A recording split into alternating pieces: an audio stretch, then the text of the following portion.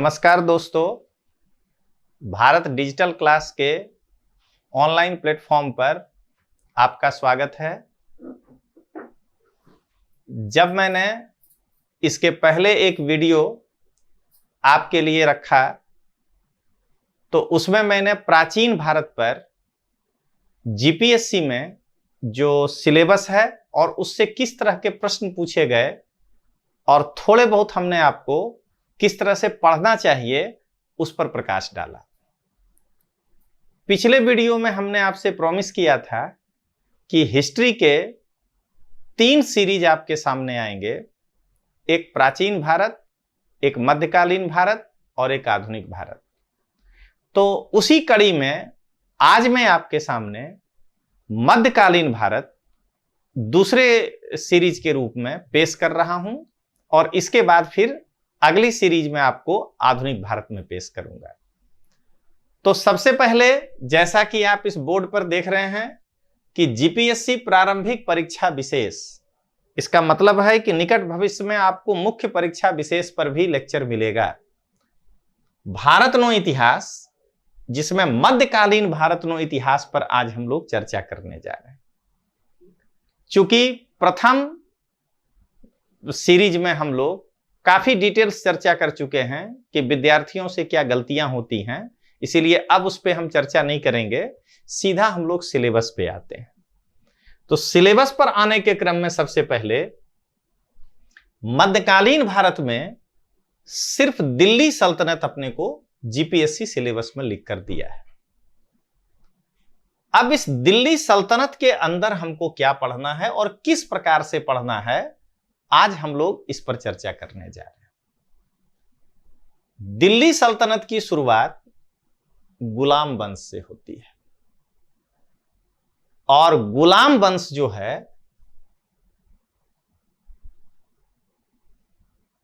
यह कोई एक वंश नहीं है, इसके अंदर 3 वंश हैं। कुतुबुद्दीन ऐबक के द्वारा स्थापित वंश को हम लोग कहते हैं कुतुबी वंश।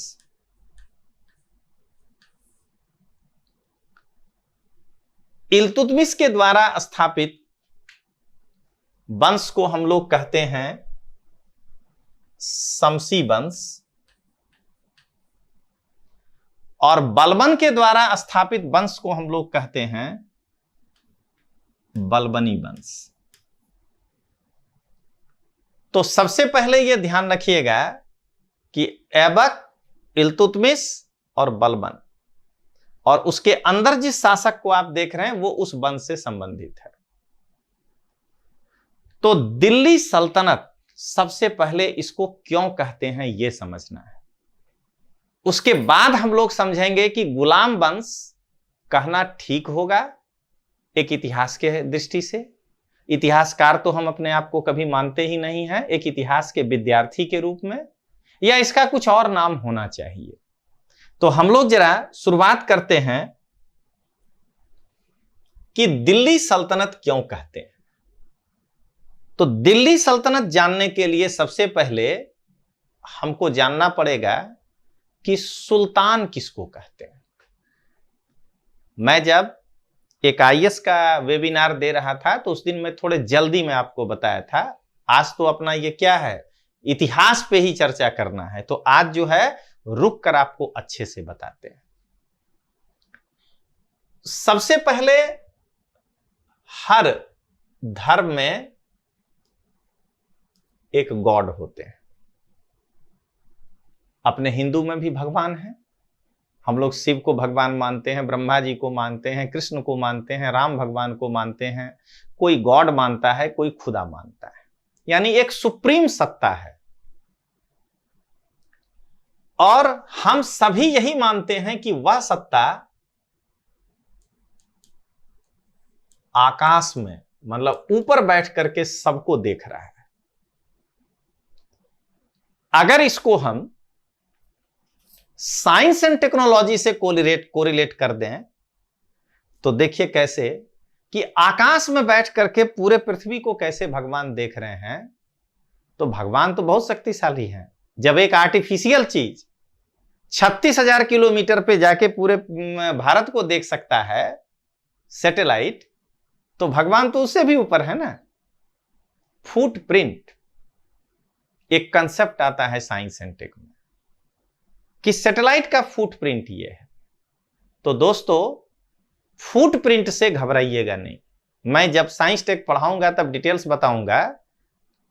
आम आदमी के भाषा में समझना है कि ऐसे पैर रख के खड़े हो जाना है और ऐसे नीचे देखिए आप कहां तक देख पाते हैं, और ऐसे घूम जाइए चारों तरफ, जितना दूर तक आप देख पा रहे हैं यह है आपका फुटप्रिंट। तो जाहिर है कि अभी इस ऊंचाई से हम कुछ मीटर देख पाएंगे, लेकिन अगर हम छत पे चढ़ के नीचे देखें तो मेरा दायरा बढ़ जाता है। इसका मतलब जैसे जैसे ऊंचाई पे जाएंगे हमारा फुटप्रिंट बढ़ेगा। अब यह बात अलग है कि आंख में कैमरा में दम होना चाहिए, लेकिन फुटप्रिंट बढ़ेगा। इसीलिए 36,000 किलोमीटर पर जाएंगे तो फुटप्रिंट कितना हो जाएगा? पूरा Bharat, Nepal, Bangladesh, south east Asia. इसीलिए हम कहते हैं कि हम अपना सैटेलाइट का वहां पे सर्विस दे पाएंगे। तो ये बताइए, तो भगवान जो बैठे हैं स्वर्ग में तो और ऊंचाई पे है ना, तो उनको तो पूरा पृथ्वी दिखेगा। उनके फुटप्रिंट में पूरा पृथ्वी है। तो हम लोग आगे बढ़े अब। तो भगवान जो हैं, चाहे वो किसी भी धर्म के हों, वो कहां बैठे हैं? आकाश में बैठे हैं। यानी अंबर में एक शक्तिशाली जो है, सर्वशक्तिमान बैठा है, और वो वहां से हमेशा मैसेज भेजते रहता है कि जैसे अभी हम पढ़ा रहे हैं तो ये सही काम कर रहे हैं या गलत कर रहे हैं। लेकिन चूंकि हम उतने शुद्ध नहीं हैं धार्मिक भाषा में कि हम उस मैसेज को ग्रहण कर सकें, तो एक ऐसा व्यक्ति, हम पढ़ रहे हैं मध्यकाल, तो इसका मतलब इस्लाम को जानना पड़ेगा। एक ऐसा व्यक्ति जो इतना प्योर हो कि अंबर से आने वाले पैगाम को वो जो है रिसीव कर सके डायरेक्ट, तो वो हुए पैगाम प्लस अंबर पैगंबर। इसीलिए मोहम्मद साहब को पैगंबर कहा जाता है कि सुप्रीम पावर कोई भी हो, वो जो वहां से निर्देश भेजते थे, वो निर्देश वो डायरेक्ट रिसीव करने में सक्षम थे और उसको रिसीव करके जनता में बतलाते थे। इसीलिए हम लोग इनको जल्दी में पढ़ाने में कह देते हैं मैसेंजर ऑफ गॉड, भगवान का संदेशवाहक, मैसेंजर ऑफ गॉड। लेकिन हकीकत में वो क्या है? वो पैगाम प्लस अंबर है। भगवान कोई भी हो, उनके वो मैसेंजर है। अब मोहम्मद साहब जब उनका धर्म अत्यंत लोकप्रिय हो गया, तो मान लीजिए कि वो अगर मक्का में रह के उपदेश दे रहे हों, तो मदीना वाले को डायरेक्ट उपदेश कौन देगा? अगर वो मदीना में है तो मक्का में उनको डायरेक्ट उपदेश कौन देगा? तो इसलिए मोहम्मद साहब आगे चल करके जब वो हर जगह नहीं पहुंच पा रहे थे, तो उन्होंने कहा कि मेरा जो सबसे योग्य उत्तराधिकारी है, वो मेरी अनुपस्थिति में, वो गॉड से बात नहीं कर पा रहा है, लेकिन मेरी अनुपस्थिति में जो मैं बताया हूं, वो वही बात को आपके सामने रखेगा। तो पैगंबर साहब का उत्तराधिकारी यानी वो हुआ धार्मिक उत्तराधिकारी, क्योंकि पैगंबर साहब धर्म की बात किए। तो धार्मिक उत्तराधिकारी जो हुआ, अरबी भाषा में उसको कहते हैं कलीफ। उत्तराधिकारी को ये अपभ्रंश होके बन गया खलीफा। अब पता चलेगा आपको कि सुल्तान क्या होता है। तो गॉड के राइट हैंड हुए पैगंबर, पैगंबर के राइट हैंड हुए खलीफा। लेकिन रिलीजियस, और जो पहले 3 खलीफा थे, अबू बकर, उमर और उस्मान, वो धार्मिक काम को छोड़कर कुछ किए भी नहीं थे, जरूरत भी नहीं पड़ी थी। लेकिन अचानक मध्य एशिया की राजनीति में एक चेंज आया। क्या चेंज आया? तो सुबुक्तगीन जो था, वो ट्रेडिशनल राजा था, यानी उसके पिता, उसके पिता, उसके पिता। उसकी हत्या करके, सॉरी नाम उल्टा हो गया, अल्पतगीन जो था वो एक ट्रेडिशनल राजा था, माना उसका पिता, उसका एक सूबेदार सुबुक्तगीन उसकी हत्या करके एक आम आदमी वहां का राजा बन गया।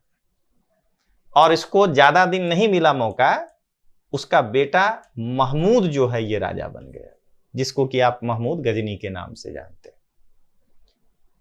लेकिन ये है तो कॉमन मैन, क्योंकि इसका पिता तो राजा था नहीं, तो इसको वहां का अरब वर्ल्ड का या पर्सिया का समाज राजा कैसे स्वीकार करेगा।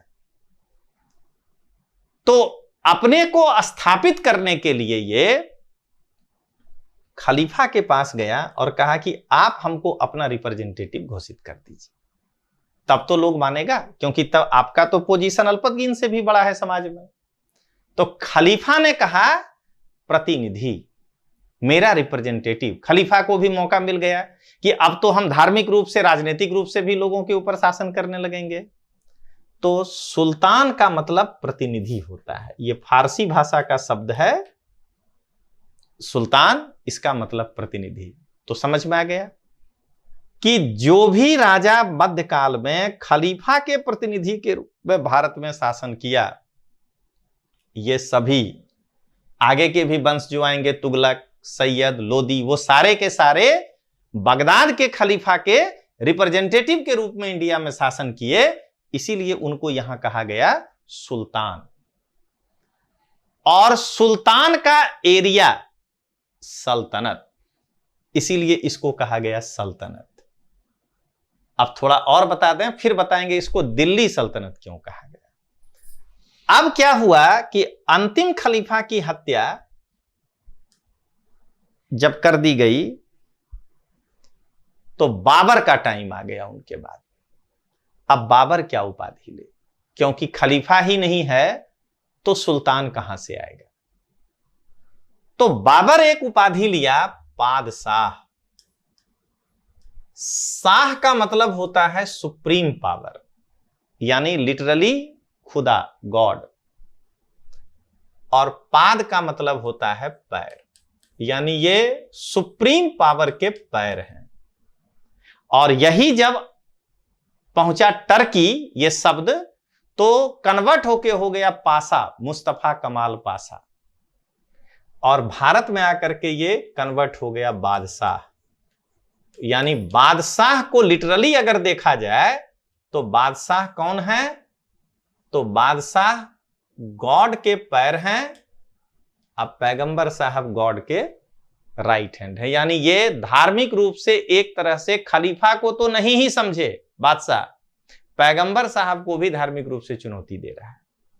यही फर्क है बादशाह और सुल्तान में। तो आपको जब ये इतने अच्छे तरीके से ये समझाएंगे, तो उसके बाद जब जो भी बात आपके साथ करेंगे मध्यकाल में, आपको सब कुछ पता चल जाएगा कि आगे क्या है। अपने आगे बढ़ते हैं। हमने आपको अभी एक कंसेप्ट बताया कि सुल्तान और बादशाह में अंतर क्या है, फिर इसके बाद क्वेश्चन पे भी आएंगे, दिखाएंगे आपको। तो अभी पहले आगे देखते हैं। अब सुल्तान का एरिया सल्तनत।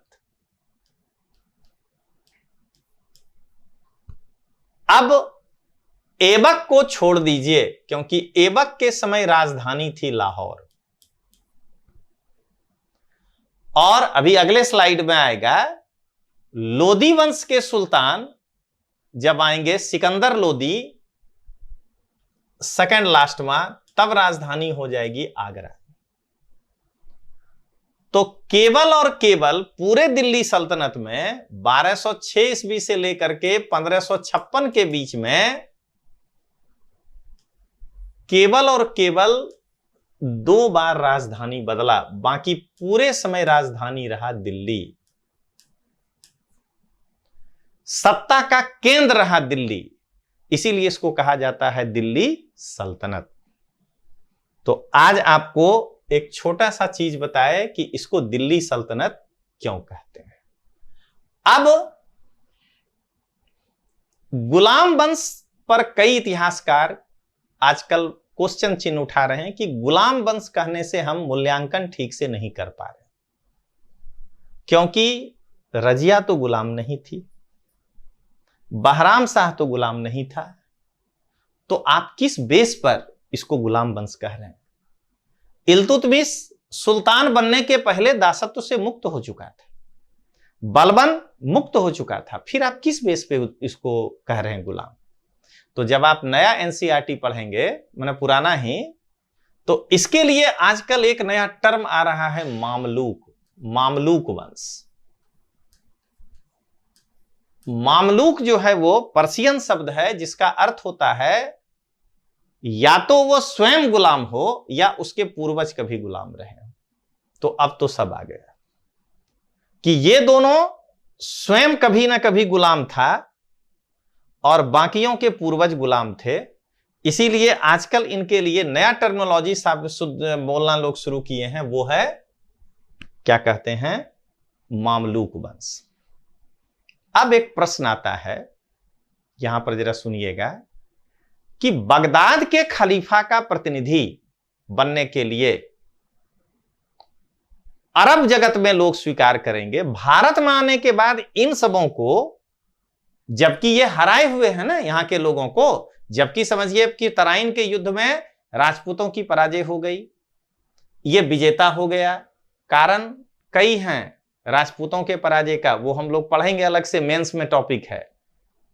आपसी धोखाबाजी भी है, जयचंद ने ही साथ दिया, लेकिन और भी कई कारण हैं।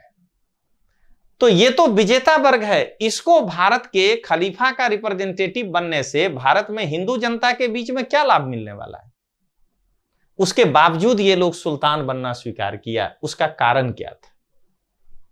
जब ऐसे पढ़ेंगे ना तो आपको कहीं गलती नहीं आएगा। तो जरा समझिएगा, इसके लिए हमको मोहम्मद गोरी से शुरू करना पड़ेगा। इसीलिए कहते हैं कि कुछ चीजें, ऐसे सब नहीं, प्राचीन भारत में हम काटे थे कि पाषाण काल सिलेबस में है तो नहीं पढ़ना है, लेकिन कुछ चीज कोरिलेशन के कारण पढ़ना होता है कि अगर आप गोरी को छोड़ देंगे तो आप गुजरात के उस राजवंश सोलंकी राजवंश को अन्याय कर देंगे प्रश्न में के मामले में, क्योंकि गोरी और वो दोनों समकालीन थे। उस केस में जो हमारा गुजरात के इतिहास में सिलेबस है, तो गजनी एक बार नहीं पढ़े तो चलेगा, गोरी के बारे में हमको पढ़ना पड़ेगा।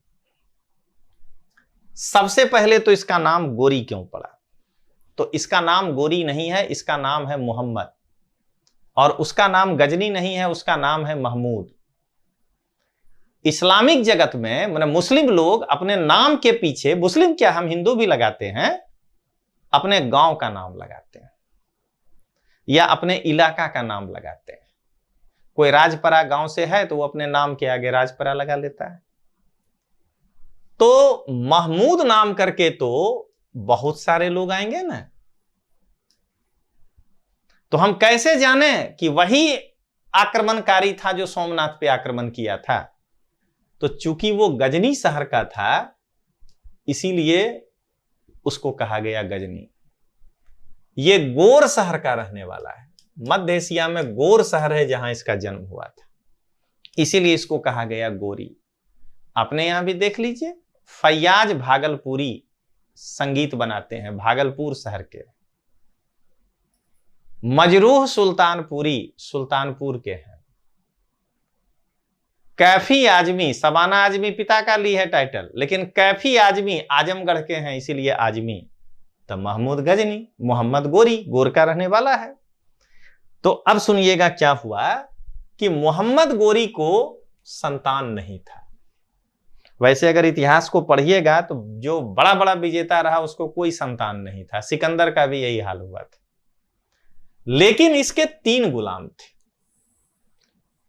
आपको सबसे पहले ये बैकग्राउंड नहीं मालूम होगा तो आप ऐबक के साथ न्याय ही नहीं कर पाइएगा। गुलाम बहुत थे गोरी के पास, राजा है उसको तो गुलाम कितना होगा, लेकिन ये 3 योग्य गुलाम थे जो सेनापति के पद पे काम करता था।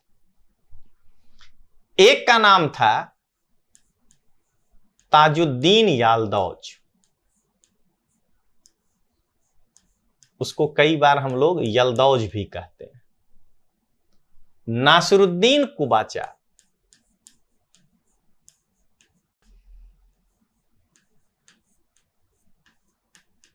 और कुतुबुद्दीन ऐबक। ये तीन जो है इसके योग्य गुलाम थे। गोरी का जो साम्राज्य था वो गजनी से लेकर के, क्योंकि महमूद गजनी की मृत्यु के बाद गजनी शहर को भी वो जीत लिया था, गजनी से लेकर के दिल्ली के आसपास के क्षेत्रों तक वो जो है, दिल्ली से थोड़ा पहले तक को गोरी अपने में मिला करके गया था। तराइन का युद्ध जीतने के कारण अजमेर वगैरह उसके नियंत्रण में आ गया था। तो ये रेखा चित्र है, एक्चुअल चित्र नहीं है। तो उसके साम्राज्य को तीन भागों में इसके तीन गुलामों ने बांट लिया। यालदौज को मिला गजनी, कुबाचा को मिला सिंध के आसपास का क्षेत्र, और ऐबक को मिला गोरी का भारतीय प्रदेश। लेकिन ये कोई बंटवारा थोड़े था कि कोर्ट बैठ करके कह दिया कि तुम ले लो। ये कैसे हुआ पहले ये समझिएगा। तीनों में सबसे योग्य था ऐबक। ये इतिहासकार कहता है कि सबसे योग्य था ऐबक। तो ये बताइए कि जो सबसे योग्य था उसको ना मेन जगह लेना चाहिए था। तो यही मेंस में आप पढ़िएगा कि किन कारणों से, वो क्या कारण था कि सबसे योग्य होने के बावजूद ऐबक भारत को चुना, गजनी को क्यों नहीं चुना। तो ध्यान रखिएगा, आपको मेंस का भी साथ साथ बताते जा रहे हैं कि इन फ्यूचर यदि भारत डिजिटल क्लास या भारत एकेडमी एक ही है, तो फॉर्म अलग अलग हो गया। तो अगर वो मेंस का क्लास भी ना लॉन्च करता है तो आपको पूरे कॉन्फिडेंस होने चाहिए कि तोमर सर आएंगे तो ऐसे ही पढ़ाएंगे। तो सबसे योग्य आदमी गजनी क्यों नहीं लिया, तो उसका कारण जरा सोचिएगा कि ऐबक कौन था, गुलाम था। गजनी में एकदम अभी का ही हालात दिखाई देगा कि जैसे आज अपने देश के निर्विवाद रूप से पहले नेता हैं नरेंद्र मोदी साहब, लेकिन एक बार सोचकर देखिए कि मुरली मनोहर जोशी, क्या कहते हैं, शत्रुघ्न सिन्हा, ये लोग इनको जब देखे होंगे तो ये इनका नेतृत्व कैसे स्वीकार करेंगे। बस यही कहानी यहां भी होगा कि वो लोग जिस समय मोदी साहब राजनीतिक करियर शुरू किए होंगे उस समय वो लोग केंद्रीय मंत्री हुआ करता था। तो हालात बदल गया, लेकिन उनका दिमाग नहीं बदलेगा कि जनता इनको चाह रहा है, अब वो आउटडेटेड होने जा रहे हैं, लेकिन उनको लगेगा करे हम तो इतने बड़े पोस्ट पर हुआ करते थे, आज ये पीएम हम कैसे एक्सेप्ट करें। यही कहानी यहां हो जाएगा गजनी में अगर ये ऐबक आ जाएगा तो। या अगर इसको आप गांधी जी के हिसाब से देखिए, मॉडर्न इंडिया अपने इतिहास में ही गप करें कि आखिर गांधी का नेतृत्व मोतीलाल नेहरू कैसे स्वीकार करेगा। इसीलिए तो उन लोगों को नया पार्टी बनाना पड़ा। एक नया आदमी 1917 में, 1918 में, 1919 में, हम असहयोग तक चलते हैं। आप साउथ अफ्रीका में बहुत कुछ किए थे, लेकिन इंडिया के लिए आप नए थे। तो लाल बाल पाल, अरबिंदो घोष, मोतीलाल नेहरू, ऐसे लोग जो हैं वो गांधी का नेतृत्व 1919 में कैसे स्वीकार करेंगे। ये लड़ाई यही था कि भारत के पुराने खिलाड़ी और नए खिलाड़ी के बीच में नेतृत्व ग्रहण करने का। और इसीलिए देख लीजिए गांधी जी, सबको गांधी जी के बारे में एक प्रश्न आता है कि गांधी जी राजनीतिज्ञ तो नहीं थे परंतु देशभक्त राजनीतिज्ञ थे कैसे। तो सबको बाहर कर दिए बूढ़ों को। देख लीजिए उनको कौन पसंद आता है, जवाहरलाल नेहरू जो उनसे छोटे हैं, जो कहेंगे वही मानेगा, नेतृत्व स्वीकार कर लेंगे। राजेंद्र प्रसाद, विट्ठल भाई पटेल नहीं, वल्लभ भाई पटेल उनसे उम्र के छोटे हैं। तो इस चीज को समझिएगा। तो ऐबक अगर यहां जाता है तो मोहम्मद गोरी के समय का जो वजीर होगा, उस वजीर से तो गोरी के समय में इनका पोजीशन नीचे ही होगा ना। तो आज वो इनको सुल्तान कैसे स्वीकार करेगा। तो गोरी को, तो ऐबक को यही लग गया कि गजनी मेरे लिए राजनीतिक रूप से फिट नहीं होगा, क्योंकि मेरी लीडरशिप को यहां के लोग, यहां के उसको कहिए अमीर वर्ग, वहां का स्वीकार नहीं करेगा, मलिक वर्ग स्वीकार नहीं करेगा। इसलिए कहा जाता है कि ऐबक बहुत चालाक था, उसने भारत को अपनाया। दूसरा, ऐबक को पूरे जीवन यहां पर लोग यही कहेगा कि एक गुलाम है, एक गुलाम था, आज ने राजा बन गए। यहां पर ऐबक विजेता है। आज हम आप ये एनालिसिस कर रहे हैं कि ऐबक गोरी का गुलाम था, उस वक्त लोग क्या कहेगा, गोरी का एक सेनापति था, जिसको गोरी क्या कहते हैं, मरने के पहले 1201 आते आते भारत का जो है क्षेत्र सौंप चुका था। तो यहां पर ये विजेता है, तो इसका पोजीशन यहां पर ज्यादा अच्छा होगा। अब क्लियर हो गया कि इन तीनों से योग्य होने के बावजूद ये चौथा, ऐबक पूरी तरह से समझ चुका था कि भारत की राजनीतिक स्थिति अभी योग्य आदमी की कमी नहीं है भारत में, लेकिन अभी राजनीतिक स्थिति ऐसी नहीं है कि हम बाहर से भी आए हैं तो कोई हमको चुनौती दे सके।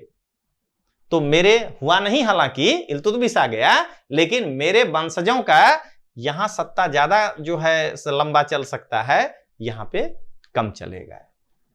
अब जरा बताइएगा कि डेमो में आपको ऐसे समझा रहे हैं, क्लास में जब समझाएंगे तब देखिएगा कि आपको ये कितना बेहतरीन लगेगा तीनों के साथ तुलना करके। अब जरा आगे बढ़ें। इल्तुतमिश, इल्तुतमिश कौन है? ऐबक का गुलाम है। तो ये बताइए कि यालदौज के साथ इल्तुतमिश कुछ गप ही नहीं कर सकता है, इक्वल है ही नहीं, क्योंकि यालदौज, ऐबक और नासिरुद्दीन कुबाचा के नीचे इसका पोजीशन आएगा, स्टेटस। इसीलिए इसको तो भारत ही मिल गया, इल्तुतमिश को। लेकिन जरा याद करने से ज्यादा सोच कर देखिए कि इल्तुतमिश तराइन के तीसरे युद्ध में यालदौज को पराजित कर दिया था, तो उसको गजनी मिल गया ना वापस। तो इल्तुतमिश गजनी क्यों नहीं गया, जरा समझिएगा। इल्तुतमिश ये भली भांति जानता था कि गजनी यानी जो सेंटर होगा वहां पर लंबे समय तक टिके रहना थोड़ा मुश्किल होता है। अगर वो गजनी, ध्यान दीजिएगा, इल्तुतमिश कुबाचा को भी हरा दिया है, वो भी पढ़ाएंगे, और इसको भी पराजित कर दिया है, यालदौज को। अगर इल्तुतमिश समझता है कि हम गजनी चले जाएंगे तो हमारे साथ तो और बड़ा प्रॉब्लम है कि हम गुलाम के गुलाम हैं। दूसरा, भारत में जो अभी तुर्की साम्राज्य है वो मजबूत नहीं हो पाया है, अगर हम गजनी चले जाएंगे तो यहां ध्यान नहीं दे पाएंगे। और तीसरा कि यहां पर अगर इन फ्यूचर, क्योंकि उसी के समय चंगेज खां का आक्रमण हुआ है, चंगेज का आक्रमण होगा और अगर हम हार गए तो यह पूरा का पूरा प्रदेश नेतृत्व विहीन हो जाएगा। मध्यकालीन भारत में तो इतना एनालिसिस है ना कि एक राजा को आदमी चाहे तो 10 घंटा पढ़ा सकता है।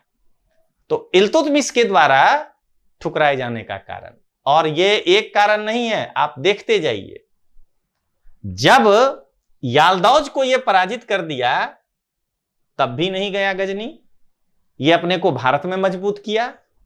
और एक घटना और देख लीजिए, जब जलालुद्दीन मांगबरनी का पीछा करते हुए चंगेज खां सिंधु नदी के किनारे आ गया,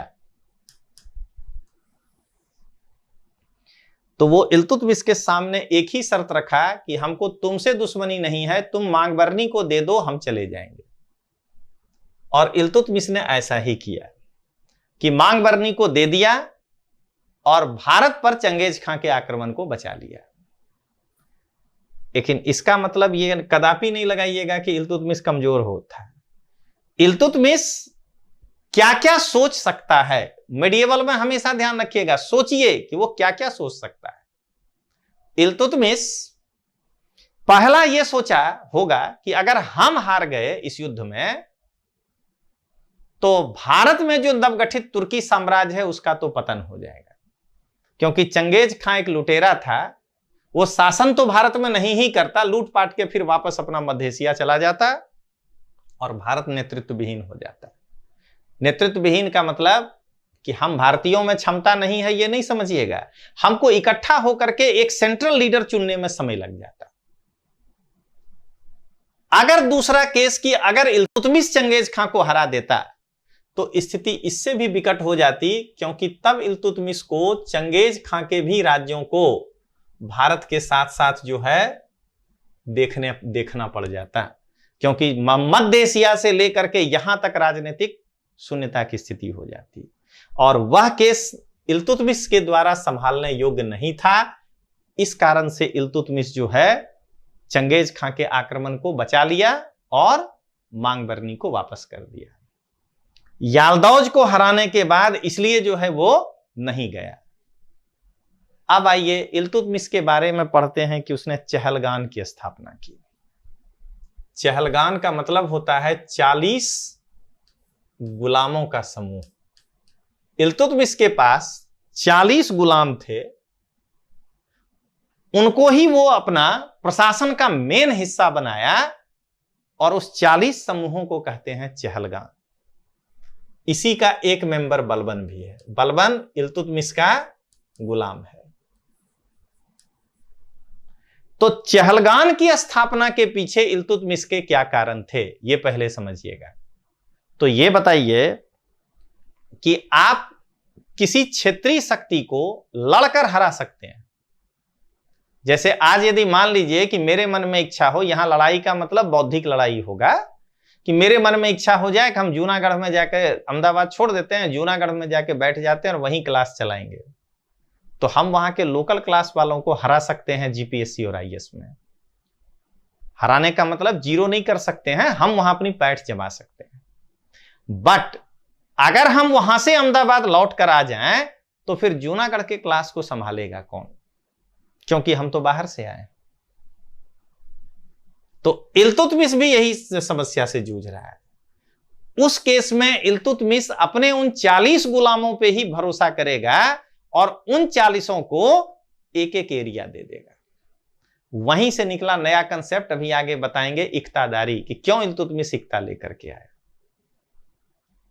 ये लोग लड़ करके पृथ्वीराज चौहान को तो हरा दिए, जयचंद को भी हरा दिए, लेकिन यह बताइए कि क्या पृथ्वीराज चौहान और जयचंद को हरा के मार देने के बाद वो नीचे गांव लेवल तक जो मुखिया हुआ करता था उस समय, वहां तक ही अपना प्रशासन लेकर कैसे जाएंगे? और यह बताइए कि आज भी हमारी आपकी भक्ति पृथ्वीराज चौहान के प्रति अधिक होगी, इल्तुतमिश के प्रति कम होगी। ध्यान रखिएगा, अकबर और इल्तुतमिश में आसमान जमीन का अंतर है। इल्तुतमिश के प्रति भक्ति नहीं ही होगी एक इतिहासकार के रूप में। क्यों? क्योंकि वह बाहरी व्यक्ति है।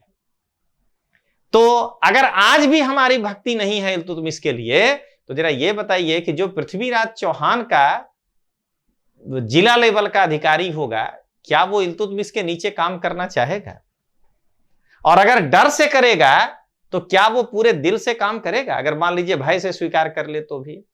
इसीलिए इल्तुतमिश अपने इन 40 गुलामों को नीचे फैलाया प्रशासन में, अपने भारत में अपना पकड़ बनाने के लिए उसने इस चहलगान को लेकर आया।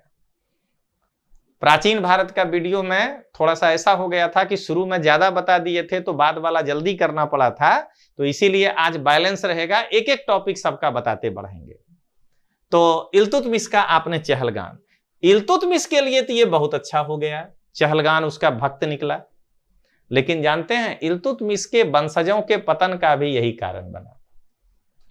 देख लीजिए, जब इल्तुतमिश की मृत्यु होगी तो रजिया जब अपने प्रतिद्वंदी के साथ रुकनुद्दीन फिरोज, जिसकी हत्या करके रजिया बनेगी सुल्तान, उस वक्त बताइए कि ये चहलगान के जो 40 लोग हैं उनमें से हो सकता है कि 30 आदमी रजिया के साथ चले जाएं, 10 आदमी रुकनुद्दीन फिरोज के साथ चले जाएं। तो अब जो युद्ध में वो मारा गया रुकनुद्दीन फिरोज, तो इसमें से 10 में से 5 चहलगान तो मारे ही जाएंगे ना। फिर बहराम शाह के समय में रजिया और बहराम शाह के संघर्ष में ये चहलगान 2 भागों में बटेंगे, क्योंकि इनकी स्वामी भक्ति इल्तुतमिश से होगी। 2 बेटे लड़ेंगे तो ये आपस में बट जाएंगे 2 भागों में। बताइए, ऐसा करते करते नासिरुद्दीन महमूद का काल आते आते बलबन के सामने कोई चुनौती चहलगानों का ही नहीं बचा। तो नासिरुद्दीन महमूद की मजबूरी हो गई कि बलबन को नायब मुमालिकात बना दिया जाए, डिप्टी सुल्तान, क्योंकि ये 40 योग्य में से अरे 32-35 तो मारे गए, खत्म हो गए, तो योग्य ही व्यक्ति नहीं बचा, किसके साथ काम करेंगे? तो जो बचे हुए योग्य थे उनके साथ काम किए। क्या देख रहे हैं? अच्छा प्रशासन नहीं मिल पाया इसके कारण, और चहलगान भी मारे गए, चहलगानों का समूल नष्ट, और जो अंतिम बच गए थे उन सबों को बलबन खत्म कर दिया अपना सत्ता स्थापित करने के लिए। इल्तुतमिश पर आपको एक टॉपिक बताए। अब बलबन का टॉपिक देखिए। बलबन गोरी के गुलाम का गुलाम है, जरा सोच के देखिएगा। तो बलबन अगर गोरी के गुलाम का गुलाम है तो बलबन की स्थिति कैसी होगी, जरा बताइए तो। ऐबक के समय में अगर कोई, एक एग्जाम्पल मान लीजिए कि ऐबक के समय में अगर कोई अमीरे हाजिब के पोस्ट पर होगा, अभी सब बताएंगे, प्रशासन आने दीजिए, अमीरे हाजिब क्या था, दरबार में कौन कहां बैठेगा, वो काम करना था। उस वक्त जब बलबन इस दरबार में प्रवेश करता होगा तो इसको तो नमस्कार करके ही करता होगा, क्योंकि बलबन उस समय तो इसके गुलाम का गुलाम है। और जब बलबन बन गया सुल्तान तो उस वक्त जरा बताइए कि इनकी क्या स्थिति होगी। अब तो बलबन जो है, इसीलिए राजत्व का सिद्धांत अभी पढ़ाएंगे, क्या लेकर के आया, कहा सिजदा, कहा दरबार में जो भी प्रवेश करेगा शीश झुका देना है, सिजदा। लेकिन उसके पहले क्या करना है, पायबोस। शब्द पकड़िएगा, मैं पूरा का पूरा आपको पर्शियन शब्द का अनुवाद करके बताऊंगा। पाया का मतलब होता है पैर, अब बोसा का मतलब होता है चूमना। तो बलबन क्यों लेकर के ये आया, क्योंकि बलबन एकदम नीचे से यहां पहुंचा है। अब अगर कोई भी उसके पुराने समय में बड़े हैसियत का आदमी हो और वो दरबार में आया हो तो उसको कहेगा कि पहले मेरे दोनों अंगूठे को साष्टांग दंडवत करके चूमो, अब फिर जो है शीश झुका दो, तब बलबन कहेगा कहो अब तुमको क्या कहना है। बेचारे के पास क्या बचा उसके बाद कहने को, यानी वो स्वाभिमान तोड़ दिया दरबार में आपका। उसके बाद बलबन कहता है कोर्निस। देखिए ये सब उसके हैसियत के कारण वो ये लेकर के आया। कोर्निस का मतलब है कि पीठ बिना दिखाए, अगर बलबन सामने है और आप दरबार से बाहर जाना चाहते हैं तो ऐसे करते हुए आपको दरबार से बाहर जाना पड़ेगा, पीठ नहीं दिखाना। कितना चालाक है बलबन। कारण समझिए, 2 फरियादी आया दरबार में, बलबन न्याय करेगा तो किसी एक के ही पक्ष में करेगा। तो जिसको नहीं किया ना, अगर वो ऐसे घूम जाए तो बड़बड़ाते हुए जा सकता है, बड़ा आया है सुल्तान बनने के लिए, ऐसे सामने, ठीक ना, और ऐसे करते हुए ही जाना है। बलबन अपनी हैसियत को ऊपर लेकर के आना चाहता है। बलबन इस चीजों को लेकर के इसलिए आया। तो बलबन के जब मैं पढ़ाऊंगा तो यही फर्क होगा कि बलबन क्या लेकर के आया। ये क्लास 3 में ओके है कि आपको खाली ये याद हो जाए कि ये कोने कोने ला भी आता है, लेकिन जब आप जीपीएससी का क्वेश्चन देखेंगे स्टेटमेंट वाले तो उसमें क्यों पूछता है, इसके पीछे कारण क्या था। तो बलबन पर आपको और आगे बताएंगे कि बलबन स्वयं को अफरासियाब का वंशज बताया। क्यों बताया, वही सबसे निचले पादान पे है तो अपने को बताने का प्रयास किया। अब देखिए खिलजी वंश, यहां से आगे बढ़े तो खिलजी वंश को हम लोग कहा करते हैं खिलजी क्रांति। दरअसल ये एक कॉमन मैन है। कॉमन मैन का मतलब कि इसके पहले कोई खिलजी आज तक राजा नहीं बना है। ये भले गुलाम था, ये भले गुलाम था, ये भले गुलाम था, लेकिन ये तीनों तुर्क था, तुर्किस्तान का रहने वाला, और ये खिलजी था।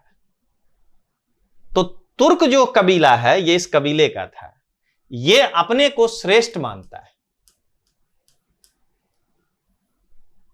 तो जैसे भारत में अभी भी जैसे अपने कहते हैं कि उच्च वर्ग, जबकि आज स्थिति डेमोक्रेसी के बाद सबकी बराबर हो चुकी है, लेकिन फिर भी हम क्या कहते हैं कि यह उच्च वर्ग का आदमी है, अपर क्लास कास्ट का आदमी है।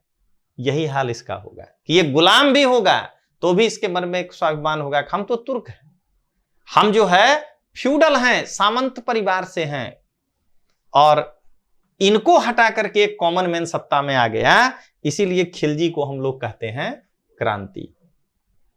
थोड़ा सा समय की कमी है, वो कमी का मतलब ये कि उतना बड़ा वीडियो नहीं बना देना है प्राचीन भारत जैसा कि आप बोर हो जाएं, हालांकि वो होना उससे भी बड़ा चाहिए जानकारी के लिए। तो इसीलिए आपको एक एक टॉपिक टच करते जा रहे हैं और हम आगे बढ़ते जा रहे हैं कि आपको क्या पढ़ना है। जब यहां पर आएंगे ना, तब देखिएगा आपको बताएंगे कि इसके बाजार के नीति के लाने के पीछे क्या कारण थे। तो अब हम लोग यहां से आगे बढ़ें कि खिलजी, दिल्ली सल्तनत के अंदर जो पढ़ना है, खिलजी के बाद हम लोग गियासुद्दीन तुगलक, तुगलक वंश में मोहम्मद बिन तुगलक, फिरोज शाह तुगलक, और उसके बाद के जो तुगलक हैं उसको पढ़ेंगे। लास्ट में अबू बकर है, उसको पढ़ेंगे। नासिरुद्दीन महमूद तुगलक लास्ट में है। सबसे पहले समझना है कि मोहम्मद बिन तुगलक की जो योजनाएं थीं वो सभी थ्योरी में सबसे अच्छी थी, लेकिन वो व्यवहार में क्यों खराब हो गई। जैसे इसने कहा कि हम तांबे का सिक्का लाएंगे,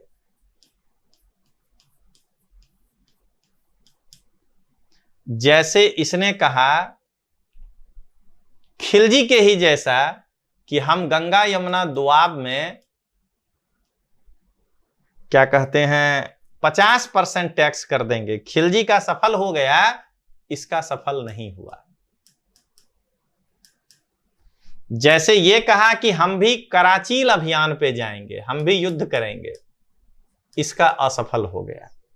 ये कहा कि हम दिल्ली से राजधानी बदल के ले जाएंगे दौलताबाद, वो भी नहीं चला। आखिर इन सब के पीछे क्या कारण था, ये सब आपको क्लास में बताएंगे।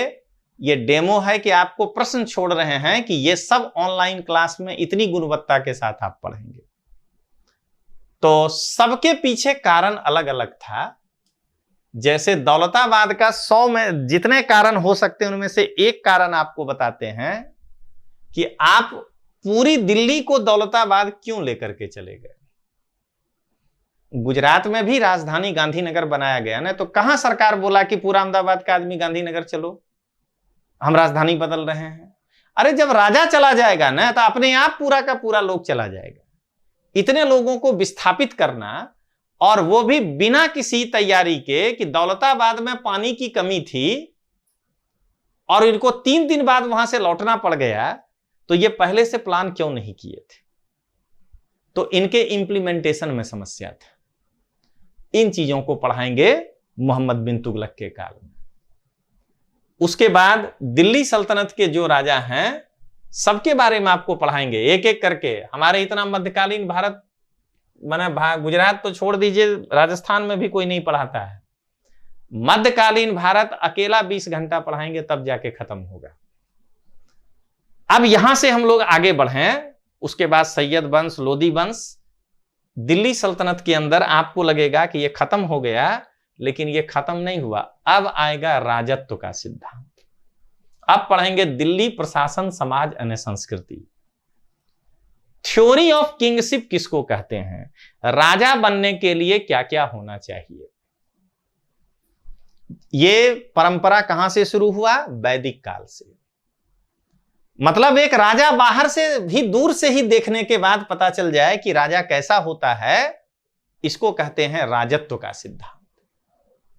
तो राजत्व का सिद्धांत सबसे पहले बलबन लेकर के आया, और जो आपको अभी समझाए कि क्यों लेकर आया, सिजदा, पायबोस, ये सब चीज।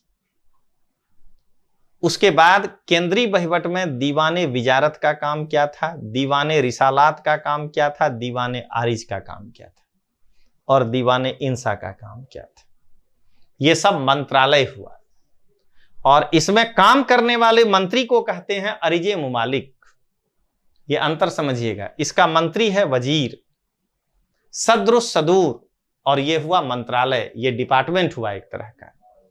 तो इस सब को अभी पढ़ना सिखाएंगे आपको। सबसे पहले समझना है इक्ता क्या है। ये इल्तुतमिश का देन है। जैसे ये इल्तुतमिश का राज्य हुआ, तो अपने राज्य को इल्तुतमिश कई छोटे बड़े वहीवटी क्षेत्रों में विभाजित किया, ऐसे कई सारे क्षेत्रों में बांटा। अब जमींदारी प्रथा से इक्ता अलग क्या है वो समझिएगा कि जमींदारी प्रथा भारत में ही इवॉल्व हुआ है, सामंतवादी प्रथा। तो एक वर्ग जो ये हासिल कर लिया, बाद में उसी का बेटा उसी का बेटा उसी का बेटा कंटिन्यू करते चला गया, क्योंकि इधर भी राजा जो बन गया उसी का बेटा कंटिन्यू कर गया। लेकिन यहां तो ये जहां तक दिल्ली सल्तनत का एरिया इल्तुतमिश के काल में था, उसको इल्तुतमिश तैयार किया है, किसी का साथ में सहयोग नहीं था। सहयोग का मतलब कि इल्तुतमिश के पास जो लोग थे वो तनख्वाह लेकर के काम करने वाले लोग थे।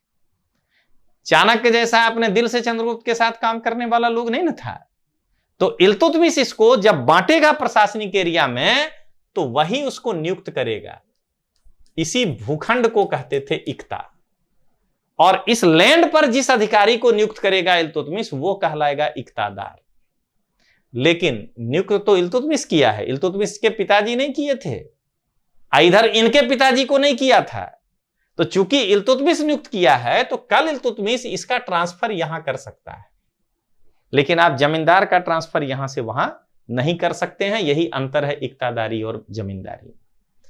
इल्तुतमिश को लगा कि ये है इतना बड़ा इक्ता हम इस आदमी को दिए, बट ये काम ठीक से नहीं कर रहा है, तो इसको एक काम करो, छोटा इक्ता दे दो, यानी इसका डिमोशन हो गया। इसको अगर उठा के इल्तुतमिश यहां का इक्ता दे दिया, तो ये इसका बढ़ती हो गया। आप बोल दीजिए, अगर कह दे इक्तादारी क्या है, इक्तादारी की विशेषता को बतलाएं, तो ये सब विशेषता बता सकते हैं ना, कि यह वंशानुगत नहीं था, सुल्तान के द्वारा नियुक्त किए जाते थे, इसमें स्थानांतरण संभव था, इसमें जो है बढ़ती संभव था, इसमें जो है डिमोशन संभव था। ये जो है इक्तादारी व्यवस्था है। अब जरा हम लोग आगे बढ़ें इक्तादारी व्यवस्था में कि राजस्व संग्रह पद्धति क्या थी। तो भू राजस्व जो है वो, पहले तो राजस्व के पहले वेरा कितने प्रकार का था। तो वेरा का नाम है जजिया, एक वेरा, जकात दूसरा वेरा, खुम्स, उस्र, जजिया, जकात, खुम्स, उस्र, तरकात, ये सब जो है वेरा का प्रकार था। तो एक दो इसमें समझा देते हैं, बाकी तो फिर क्लास में बताएंगे। खुम्स क्या था सबसे पहले ये समझें, क्योंकि ये इसका भी नाम अपने लगभग सुने हुए रहते हैं, और जकात तो अपने बोलते भी थे पहले, जकात नाका पे जा रहे हैं। खुम्स जो है ये था कि जब पहले सेना आक्रमण करती थी दिल्ली सल्तनत के समय कहीं, तो विजय होने के बाद सुल्तान कहता था सेना को कि तुमको 1 घंटा का समय दिए, जितना लूटपाट करना है करो, उसमें से हमको हिस्सा दे देना, वो लीगल हो जाएगा।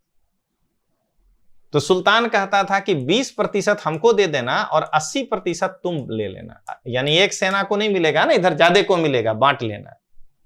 या सेना कहीं मूवमेंट कर रहा है और उसको अचानक कोई खजाना मिल गया, तो उस खजाने में से 20% टैक्स के रूप में, खुम्स के रूप में सुल्तान को दे दीजिए, 80% आप रख लीजिए।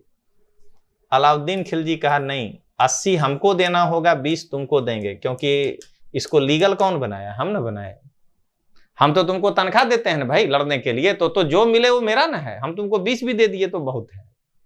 तो ये पहले वेरा का प्रकार जान लीजिए, ये बताएंगे। अब जाने भू राजस्व संग्रह पद्धति। तो भाई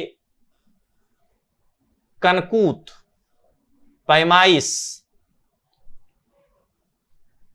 गल्ला बक्सी, ये सब प्रकार आपको समझाएंगे कि कैसे कैसे जमीन का भूमि माप करके लिया जाता था। खड़ी फसल को देख करके बटाई, तो वो 3 प्रकार का था, खेत बटाई, लंक बटाई, रास बटाई, वो क्या है वो समझाएंगे आपको। तो इसके साथ साथ दिल्ली प्रशासन के साथ साथ जब आप ये समाज संस्कृति को पढ़ेंगे, न्याय व्यवस्था को आप पढ़ेंगे, तब जाकर के जो है दिल्ली सल्तनत पूरा होगा।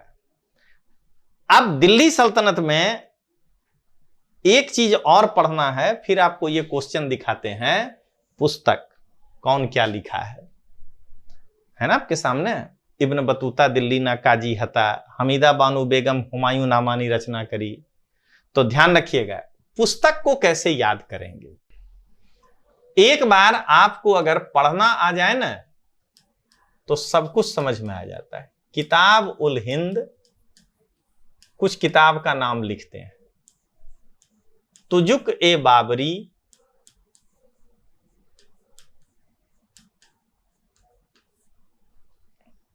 जरा समझिएगा इन दोनों में क्या फर्क है। उल्टा पढ़िए, हिंद उल किताब, पर्शियन उल्टा पढ़ा जाता है। का के की ना नी नू होता है उल का मतलब, ए का मतलब। जैसे अपने में 3 है ना, वैसे पर्शियन में 3 है। अब देखिए तो क्लियर हो गया, हिंदुस्तान की किताब। तो अलबर्नी ने भारत के बारे में लिखा है, इसीलिए उस किताब का नाम रखा है हिंदुस्तान की किताब, इसीलिए नाम पड़ा किताबुल हिंद। कितना आसान हो गया, लगता होगा कि बहुत भारी चीज। देखिए, तुजुक का मतलब होता है ऑटोबायोग्राफी, आत्मकथा पर्शियन में। तो जब बाबर अपनी आत्मकथा लिखेगा तो उसको कहेंगे तुजुके बाबरी, और जब जहांगीर लिखेगा तो तुझके जहांगीरी। बात खत्म है। तो अगर आपको ये, पहले हम पहला सेशन यही लेंगे कि आप इसको पढ़ेंगे कैसे। जैसे देखिए, एक आध और एग्जांपल बताते हैं। जब हम पढ़ते हैं प्रशासन में नाम, तो एक देखिए नाम आता है अमीर ए आखुर। लगता है क्या कि पीठ हिला के याद करें अस्तबलों का अध्यक्ष, जहां घोड़ा रखा जाता था। जरा देखिए तो, खुर जिसका पैर कटा हुआ, खुर वाला जानवर, उसी को पर्शियन में कहते हैं आखुर। तो वैसा जानवर जिसका पैर ऐसा हो उसको कहते हैं खुर। तो ये गाय का होता है, घोड़ा का होता है, बैल भी होगा, लेकिन 2 बताए। तो खुर वाले जानवरों का हेड आखुर ए अमीर। तो या तो ये घोड़ा का हेड या तो गाय का हेड।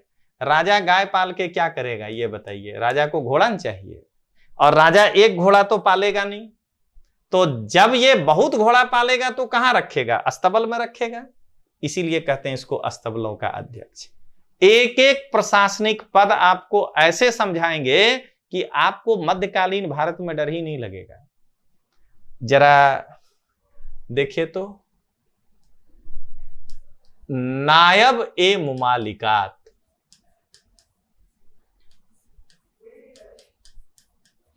मालिक माने हेड, सुल्तान, उसी को पर्शियन में कहते हैं मुमालिक। तो मुमालिक का नायब, डेपुटी, नायब मामलतदार, मामलतदार का डेपुटी। तो सुल्तान का डेपुटी, इसीलिए ये हो गया उप सुल्तान। तो समझ में आ गया होगा आपको कि जब तोमर सर बताना शुरू करेंगे तो एक भी ऐसा नाम नहीं बचेगा, क्योंकि पहले आपको पर्शियन में सब समझा देंगे।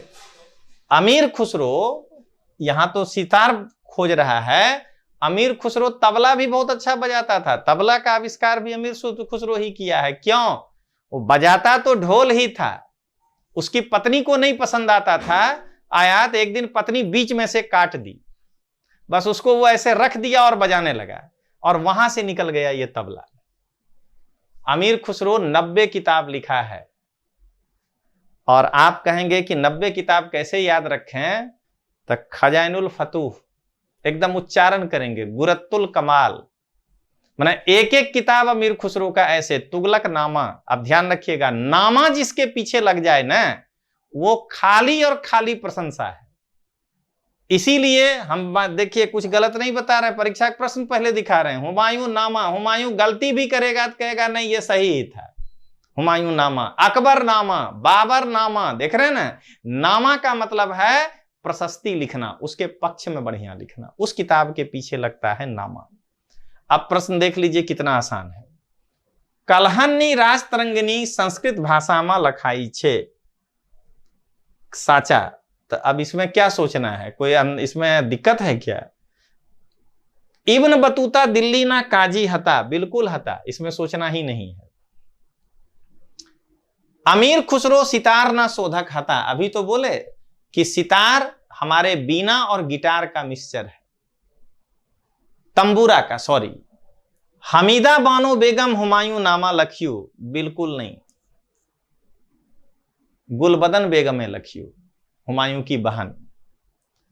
आगे अब हम आंसर नहीं बताएंगे किसी का, बहुत हो गया, लेकिन यहां देख लीजिए, जैसे ही 4 नंबर कट हो जाता है और आपको अगर खाली ये 2 भी याद रह जाए तो आपको साफ लगेगा कि यही आंसर होगा,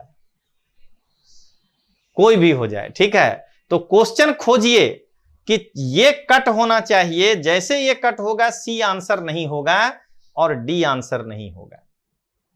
और उसके बाद अगर आप इस 3 में एक तो जान ही रहे हैं, इस 2 में कोई एक जानिएगा तो टिक मार दीजिएगा।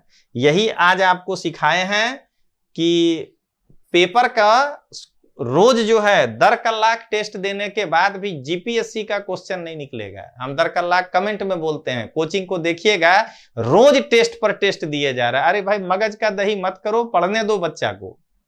तो ये जो है ना, ये वो कहां काम आता है, क्लास 3 में, वो एकदम एक्यूरेट है क्योंकि वो 1 लाइनर क्वेश्चन है। यहां आपको यहां कई चीज ऐसा होगा कि नहीं भी जानते रहेंगे ना तो आपको ये सोच करके आंसर कर सकते हैं। तो दिल्ली सल्तनत का एक आपको जो बता सकते थे वो हमने एक डेमो के रूप में बताया। अब जरा हम लोग आगे बढ़ें। विजयनगर साम्राज्य अगला जो अपना टॉपिक है, बेहतरीन है। स्रोत पहले हम लोग पढ़ेंगे कि विजयनगर साम्राज्य का इतिहास जानने का स्रोत क्या है। विजयनगर में संगम वंश, सुलुभ वंश, तुलुभ वंश और अरबिडू वंश, ये 4 वंश शासन किया है। संगम वंश का संस्थापक है हरिहर फर्स्ट। तो फिर यहां पूरा हेडिंग के साथ ये मेन नाम लिखे हैं, वरना हरिहर फर्स्ट, बुक्का फर्स्ट, हरिहर सेकंड, बुक्का सेकंड, ऐसे करके सब राजा के बारे में आपको पढ़ाएंगे। तुलुभ वंश में ही कृष्णदेव राय सबसे जो है लोकप्रिय राजा हुआ है, तो इसके बारे में हम लोग पढ़ेंगे। तो यहां पर हम लोग विजयनगर साम्राज्य को पहले ये इतना ही नहीं पढ़ना है, ये राजनैतिक रूप से पढ़ लेंगे। इसके बाद जब राजनैतिक रूप से हम लोग पढ़ लेंगे तब हम लोग आगे बढ़ेंगे। इसका वहीवट, प्रशासन कैसा था, आर्थिक जीवन, सामाजिक जीवन, साहित्य और स्थापत्य के बारे में पढ़ेंगे। तो देखिए जरा, ये पढ़ने के बाद क्वेश्चन कैसा आता है। और विजयनगर बहमनी के बीच का संघर्ष जरूर पढ़ेंगे, ये क्वेश्चन ध्यान रखिएगा। विजयनगर ना साम्राज्य विषय नीचे पैकी कयु विधान साचू छे। विजयनगर साम्राज्य 1336 में સ્થપાયું અને 2 શતકોથી વધુ પ્રભાવશાળી સત્તા તરીકે દક્ષિણ ભારતમાં ટક્યું। 4 डायनेस्टी किसी भी वंश में काम कर जाएगा तो वो 200 साल तो टिक ही जाएगा। एक वंश में अगर 4 राजा भी हो जाए ना तो 30-40 साल तो वही खींच लेगा। ये स्टेटमेंट ऐसे भी सही है। आंसर नहीं बताएंगे, अब खाली ऐसे बोल रहे हैं। हरिहर અને बुक्का नामना 2 भाइयों विजयनगर साम्राज्य ની स्थापना करी। बुक्का व्यवस्था तंत्र में स्थलों नाडु सीमा नामना एकम रचिया અને સ્થાનિક व्यवस्था तंत्र ने चलाववा અને महसूल वसूलवा माटे अधिकारीओनी निमणूक करी। ईस्वी सन 1347 में बहमनी सल्तनतनी स्थापना नवा અને મોટા ખતરા રૂપ હતી। બહમની સલ્તનત તરફનું જોખમ નિવારવા માટે હરિહરે સામ્રાજ્યના વિસ્તૃતીકરણ પ્રવૃત્તિ અને ઘટાડવાની ફરજ પડી હતી। ये स्टेटमेंट आपको दिया है। जिसको ये पूरा स्टेटमेंट नहीं पता होगा वो नहीं टिक मार सकता। हम आपको बता देते हैं खाली 1 ही मिनट में कि आप समझ लेंगे कि देखिए, हरिहर અને बुक्का नामना 2 भाइयों विजयनगर साम्राज्य ने स्थापना करी, ये स्टेटमेंट सही है। इसका मतलब ये हुआ कि ये वाला गलत है क्योंकि दूसरा स्टेटमेंट सही है। उसके बाद देखिए, विजयनगर साम्राज्य का स्थापना यहां हुआ है, ये सही है। इसका मतलब देख लीजिए ये वाला स्टेटमेंट गलत है। अब अगर तीसरा सही है तो आंसर ये होगा, और अगर तीसरा गलत है तो आंसर ये होगा। हमको मालूम है कि ये गलत है, स्थल नहीं है उसके तंत्र में, आंसर बी होगा। आप ऐसे करके इसके आंसर पे पहुंच सकते हैं। अब हम आगे बढ़ें। अब जरा देखिए, बहमनी अने विजयनगर शासको वच्चे ना विवाद नु कारण नीचे ना माथी कयू हतु, रायचूर दोआब क्षेत्र है दोनों के बीच का। दरअसल दो नदियों के बीच की भूमि को कहते हैं दोआब। दरअसल नदियों के बीच की भूमि को कहते हैं आब, और दो नदी हो जाए तो दो आब। इसीलिए 5 नदियों के बीच की भूमि को पंच आब कहते हैं, और वो बन जाता है पंजाब। तो ये जो है रायचूर दोआब, कृष्णा और तुंगभद्रा दो नदियों के बीच का क्षेत्र है, उसको कहते हैं रायचूर दोआब। एक बार ये तो बता ही दिए, अब आगे सुनिएगा। एक बार 2001 में एक प्रश्न आया था, इसके पहले एक बार एक प्रश्न आया था 2001 के में, जो जीपीएससी का फॉर्म निकला था उसके मेंस में, मेसोपोटामिया एटले सु 20 शब्द मां लखो। तो याद करके जो लड़का गया वो कभी लिखा कभी नहीं भी लिख पाया। इतना पकड़ना है कि इराकी भाषा में मेसोपोटामिया का मतलब क्या होता है। मेसो अने पोटामिया जब भी पढ़िए ना मध्यकालीन भारत, तो हमेशा ध्यान रखिएगा, या भारत के बाहर का इतिहास, उसके अर्थ को पकड़िए। मेसो का मतलब होता है बे नदियों, इसका मतलब होता है नी बच्चे नी भूमि। दो नदियों के बीच की भूमि को मेसोपोटामिया कहते हैं। इराक क्या देख रहे हैं, यूफ्रेटस और टिग्रिस दो नदियों के बीच में है, इसीलिए उसको कहते हैं मेसोपोटामिया। तो अब जरा हम लोग आगे बढ़ें। मुगल साम्राज्य में बाबर, हुमायूं, अकबर, जहांगीर, शाहजहां, औरंगजेब। थोड़ा मजा आ जाता है, सिलेबस में काट लिया, हालांकि वो पार्ट है, बिना काटे भी पढ़ना है। महाराणा प्रताप जी को जोड़ लिया होता तो पढ़ने में और मजा आता। तो अकबर और महाराणा प्रताप के बीच के चीजों को कम बताएंगे आज, क्योंकि वो एक पार्ट है सिलेबस का। लेकिन अकबर को अगर फोकस करके कहे आपको पढ़ने के लिए, तो सबसे पहले ध्यान रखना है कि अकबर के दिमाग में सभी धर्मों के प्रति एक समान भाव कैसे उत्पन्न हुआ। तो उसका पहला कारण यह था कि अकबर के पिता और अकबर की माता एक धर्म का होते हुए दो अलग धर्मों के थे। ये सुन्नी मुसलमान था हुमायूं, ये शिया मुसलमान थी। तो अब बताइए मुहर्रम के दिन अकबर क्या करेगा, मातम मनाएगा कि खुशी मनाएगा, शिया सुन्नी दोनों में। तो कुछ प्रक्रियाएं, अकबर बचपन से दो भिन्न संस्कृतियों को देखा। क्या कहते हैं, इसका लालन पालन एक हिंदू परिवार में हुआ, राणा बीरसाल के महल में हुआ, अमरकोट के। तो ये बताइए बाहर जब जाता होगा, तो अगर भाई का संबंध नहीं होगा हुमायूं और इसमें बीरसाल में, तो कैसे अपने परिवार को छोड़ के जाएगा। तो देख रहा है कि चाचा मंदिर में घंटी बजा रहे हैं, बच्चा घर में आता है देख रहा है कि मां तो नमाज पढ़ रही है। जरा बताइए कि इसके मन में किस प्रकार का धार्मिक विचार आएगा। आज आपको ना केवल मध्यकालीन भारत सोचने पे मजबूर कर रहे हैं, पढ़ाने जब आएंगे तो देखिएगा ये कितना बेहतरीन चीज आपको पढ़ाएंगे। हुमायूं की भूलें क्या क्या थी, शेरशाह नहीं लिखा है बट पढ़ना पड़ेगा, क्योंकि कुछ चीज ऐसा है कि महाराणा प्रताप जी को बिना अकबर के साथ जोड़े पूरा ही नहीं होगा ये कहानी। वैसे हुमायूं बिना शेरशाह के जोड़े पूरा नहीं होगा। जरा देखिए हुमायूं का चौसा के युद्ध में हारने का कारण क्या था, वो एक तरीका दिखाते हैं। ये गंगा नदी बह रही है, चुनार के पास इधर दिल्ली है, चुनार के पास शेरशाह था और हुमायूं दिल्ली की ओर से आ रहा है। तो हमेशा हुमायूं की सेना लेफ्ट होगी, शेर शाह की सेना राइट होगी, क्योंकि शेर शाह पहले दिखाएगा कि हम भाग रहे हैं बंगाल। तो जब वो बंगाल की ओर भागेगा तो क्या देख रहे हैं, ये भागेगा इधर। इतने में चौसा के पास एक नदी आकर के मिलती है, इस नदी का नाम है कर्मनासा। इस नदी के बारे में कहा जाता है कि भारत की एकमात्र ऐसी नदी है जिसमें नहाने पे 50% पुण्य खत्म हो जाता है। कर्म का नाश हो जाना, कर्मनासा। तो क्लास में बताएंगे वो भी। ये नदी एक राजा के लार से निकला है, मुंह से। वो सशरीर जाना चाहता था स्वर्ग, तो एक ऋषि भेज दिए तप के बल पे, लेकिन स्वर्ग में जब उसको जगह नहीं मिला, क्योंकि सशरीर कोई स्वर्ग जा ही नहीं सकता है, तो उसको जब धक्का दे दिया ना नीचे आने को, तो ऋषि बोले कि तुम बीच में लटक जाओ, तुमको हम स्वर्ग भेजे फिर भी नहीं जा पाए। तो वो बीच में ही लटक गया और उसके मुंह के, ये पौराणिक कथा है, सत्य मत मानिएगा। सत्य तो अभी हम बताते हैं कि ये है क्या।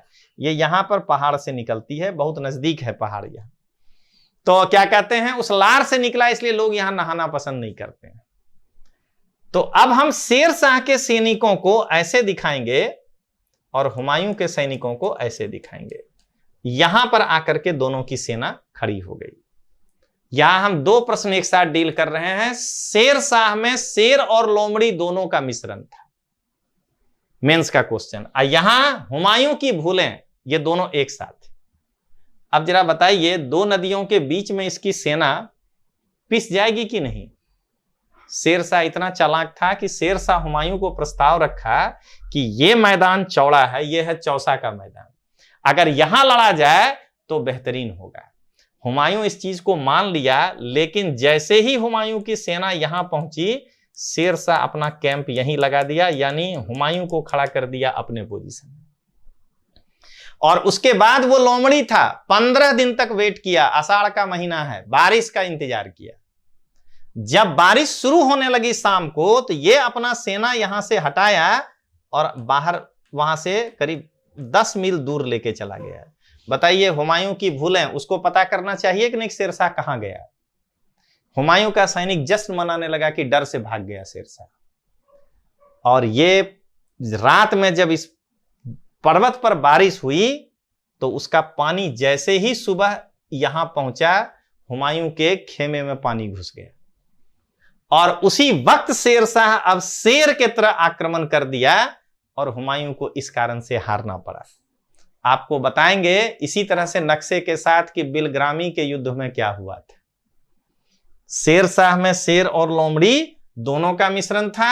हुमायूं की भूलें, आप जरा देखिए कि कितना बड़ा एक मौका हुमायूं चूक गया, नहीं तो शेर शाह, अभी आगे बताते हैं, टिक ही नहीं पाता हुमायूं के सामने। हुमायूं की भूलें। अकबर उस चीज को पहचाना कि भारत में अगर हम हिंदुओं के साथ रिश्ता नहीं जोड़ेंगे तो हम भारत पे शासन नहीं कर पाएंगे, जिसका कि रिजल्ट था कि वो जोधा के साथ विवाह कर लिया। हिंदुओं के लिए बड़े दर्द की बात है, लेकिन उनके लिए भी खुशी की बात नहीं होगी, ये ध्यान रखिएगा। नहीं तो फिल्म देखिए कि उसका जीजा नाराज है कि नहीं कि एक हिंदू से शादी किया है। तो केवल पत्नी ही बनाने से रिश्ता नहीं जुड़ता है, बहन भी बनाने से रिश्ता जुड़ता है। कर्णावती के यदि उस राखी को स्वीकार कर लिया होता हुमायूं, तो जरा बताइए कि आज राजपूत और मुगल एक गठबंधन भाई बहन का भी हुआ होता है। तो उसके बाद शेर शाह अफगान है, यह भी तो विदेशी है, उसको मुगल उठा के फेंक देता है। राजपूतों के सहयोग से जो काम अकबर किया वो काम हुमायूं कर सकता था। कर्णावती के साथ जुड़ करके बहन भी बना करके रिश्ता जोड़ा जा सकता है, जिसको कि वो खो दिया। तो हम उम्मीद करते हैं, आगे पढ़ा रहे हैं अभी, कि आपको मध्यकालीन भारत प्राचीन से भी मजेदार लगेगा और आधुनिक इससे भी मजेदार लगेगा जब बताएंगे। तो अब जरा आगे बढ़ते हैं, अकबर को जरा सा देखिए। सबसे पहले अकबर की राजपूत नीति को समझिएगा, वो कितना चालाक राजा है। अकबर मान लीजिए यहां आगरे में है, लेकिन जरा देखिए तो अकबर को घेरे हुए कौन है, गुजरात में कौन है। ये तो आप लोग गुजरात के इतिहास में पढ़ते ही हैं। राजा का नाम नहीं जानिएगा, मेरे साथ हमेशा कंसेप्ट पढ़िएगा, वो अफगान मुस्लिम है। अकबर के सामने गुजरात का जो राजा है वो अफगान है। यहां पूरब में बंगाल और बिहार में कौन शासन कर रहा है? अफगान, शेर शाह का वंशज। और आगरे से इधर ये कौन शासन कर रहा है? मुगल। और इसको चारों ओर से राजपूताना से लेकर के, राजपूत से लेकर के अगर सबको देखिएगा तो इसको घेरे हुए कौन है? राजपूत। भारत की पॉलिटिकल कंडीशन उस वक्त, भारत में 3 बड़ी शक्ति है, एक अफगान, एक मुगल और एक राजपूत। तीनों उस वक्त अगर अकेले चाहे कि पूरे भारत पे शासन करें तो यह राजनीतिक परिस्थिति नहीं कहता है, लेकिन अगर कोई 2 का गठबंधन एक साथ हो जाए तो वह शक्ति पूरे भारत पे शासन कर सकता है। यह अकबर पहचाना एक कारण, इसलिए अकबर ने राजपूतों के साथ दोस्ती किया, अफगान को बाहर करने के लिए, हमेशा के लिए, कि इससे अफगान पूरी तरह विदेशी साबित हो जाएंगे और राजपूतों के साथ मिल करके हम अपने को माने देशी साबित करने का प्रयास करेंगे, जिससे कि अफगान बाहर हो जाएगा। दूसरा, राजपूत हिंदू है और अकबर का पिता विदेशी है। अकबर विदेशी नहीं है, पिता जरूर विदेशी है। हुमायूं का जन्म बाबर जहां है वहां से आया है। जरा ये बताइए, हिंदू प्रजा में अकबर का आधार कैसे बढ़ेगा जब मान सिंह अपने यहां आके कहेगा कि अकबर जिंदाबाद। अगर अफगान अपने यहां कहे ना गुजरात में अकबर जिंदाबाद, तो उससे गुजरात के हिंदू प्रजा पे कोई फर्क नहीं पड़ता है। लेकिन अगर मान सिंह झंडा लेकर के अकबर का खड़ा हो जाएगा तो हिंदू प्रजा में थोड़े समय के लिए अकबर का जो है आधार बढ़ जाएगा। अकबर इस कारण से जो है राजपूत से दोस्ती किया। और तीसरा, कि अकबर जानता है कि राजपूत हिंदू है, एक बार अगर हम वैवाहिक संबंध में बंध गए तो ये अपने दामाद की हत्या तो कभी नहीं कर सकता है। अगर मुस्लिम में शादी करेंगे तो कुछ भी हो सकता है, जो कि दिल्ली सल्तनत में हुआ है। इसका अर्थ ये नहीं लगा लीजिएगा कि ये मुसलमानों का कैरेक्टर होता है, ये मत कहिएगा। उनके समाज में, राजनैतिक समाज में पहले सत्ता था। यहां पर क्या देख रहे हैं कि दामाद अगर को मार देगा तो बेटी विडो हो जाएगी, उसका दूसरा मैरिज नहीं होगा ना। इन चीजों को समझिएगा, सामाजिक चीज बता रहे हैं, इसका अर्थ आप किसी जाति धर्म पे मत चले जाइएगा। तो अकबर इस कारण से भी राजपूतों से दोस्ती करना चाहता है। कारण बता रहे हैं अकबर की राजपूत नीति बदलने का, कि इनके साथ हम रहेंगे तो मेरा हिंदुओं में आधार बढ़ेगा, अफगानी विदेश हो जाएगा, विदेशी हो जाएगा, और कम से कम ये हमको धोखे से तो कभी नहीं मार सकते। और सबसे बड़ी बात कि जब हम आगरे से गुजरात आक्रमण के लिए निकलेंगे तो पहला रात जब हम जयपुर पहुंचेंगे सेना के साथ, तो अगर जोधा का पिता वहां का राजा है तो पूरे सेना के खाना का इंतजाम कौन करेगा? और अधीनस्थ भी है, दोनों ध्यान रखिएगा। तो अकबर का यहां पर सेना के रात का खर्चा शून्य। जब सुबह होगा तो जोधा का हस्बैंड जा रहा है लड़ने के लिए, क्या करेगा उसका पिता? अपने कुछ सैनिक दे देगा, यानी उसका भाड़ा नहीं लगेगा अकबर को। अपने कुछ एसपीजी जो उनका अपना सुरक्षा वाला होगा उसको दे देगा कि देखना अकबर मरना नहीं चाहिए। अकबर भी वीर है, अकबर को एकदम बच्चा नहीं समझ लीजिएगा। हम बता रहे हैं कि अकबर अपने को कैसे माने प्रोटेक्ट कर रहा है। यहां से फिर दूसरी रात अगर एक दूसरे राजपूत परिवार में वो रुका, ऐसे करते करते अगर वो 1 लाख सेना के साथ चला था तो गुजरात पर आक्रमण करते समय अगर 2 लाख सेना उसके पास है तो 1 लाख मुफ्त का सेना है। उसके युद्ध का प्रोडक्शन कॉस्ट 50%। यह है अकबर की राजपूत नीति के पीछे का कारण। तो अकबर को जब आपको क्लास लेंगे तब देखिएगा और बेहतरीन ढंग से समझाएंगे कि किस तरीके से मध्यकालीन भारत को, और हम उम्मीद करते हैं कि आप जितना नकारात्मक होंगे अब तक ना मध्यकालीन को लेकर के कि कैसे समझें, अब आपको बड़ा इंटरेस्टिंग लग रहा होगा कि इसको और अच्छे से पढ़ें। तो बहुत मजेदार चीज है। अब जरा देखिए तो अकबर का एक एक स्टेप दिखा रहे हैं। ये बताइए कि राणा प्रताप के सामने अकबर मान सिंह को लड़ाया सेनापति के रूप में। आप जरा बताइए, राणा प्रताप जी के सामने जिसको खड़ा कर दिया उसमें कम से कम वीरता तो होगी। महाराणा प्रताप के सामने खड़े होने का हिम्मत करने वाले के पास पहले कलेजा होना चाहिए। इसका मतलब कि अकबर के सेनापतियों में मान सिंह सर्वश्रेष्ठ होगा, तो ही वो राणा प्रताप जी के सामने खड़ा हुआ। तो फिर इस सर्वश्रेष्ठ सेनापति को गुजरात में लड़ने के लिए क्यों नहीं खड़ा किया? जरा इस चीज को देखिए। यहां पे अब्दुल रहीम खान खाना को क्यों खड़ा किया? अकबर इतना चालाक था कि हिंदू राजा के सामने अपने हिंदू सेनापति को खड़ा करना है और मुस्लिम राजा के सामने अपने मुस्लिम सेनापति को खड़ा करना है, जिससे कि वह युद्ध कम्युनल युद्ध ना हो करके दो राज्यों के बीच का युद्ध होके रह जाए और उसके बाद अपने जीत भी जाएंगे तो वहां के प्रजा में असंतोष नहीं होगा। यह था अकबर की राजपूत नीति। ऐसे कई आयाम हैं, कभी आपको क्लास में हमीर चर्चा करेगा, कभी कई बार आपको ऑनलाइन क्लास में अमीर जब पढ़ाएगा आपको तो अपने सब्जेक्ट में भी चर्चा करेगा। देखिएगा कि इतिहास कितना इंटरेस्टिंग है। हाँ, जब तक आप उसको इस वे में नहीं पढ़े हैं ना, तब तक तो बहुत बोरिंग है, फिर तो इतिहास है ही नहीं। लेकिन एक बार जब आप इसको इस तरह से पढ़ते हैं, अब जरा देखिए तो अकबर को कभी नहीं हम एक बार बोले हैं कि अकबर सेकुलर है, ध्यान रखिएगा। अकबर को राज करना आता है। कहता है नवरत्न, 9 मंत्री। जरा इस 9 मंत्री में नाम गिन के देख लीजिएगा, 9 में से 5 हिंदू है। चाहे मान सिंह हो, चाहे भगवान दास हो, चाहे बीरबल हो, गिन के देख लीजिए, 5 हैं हिंदू और 4 हैं मुस्लिम।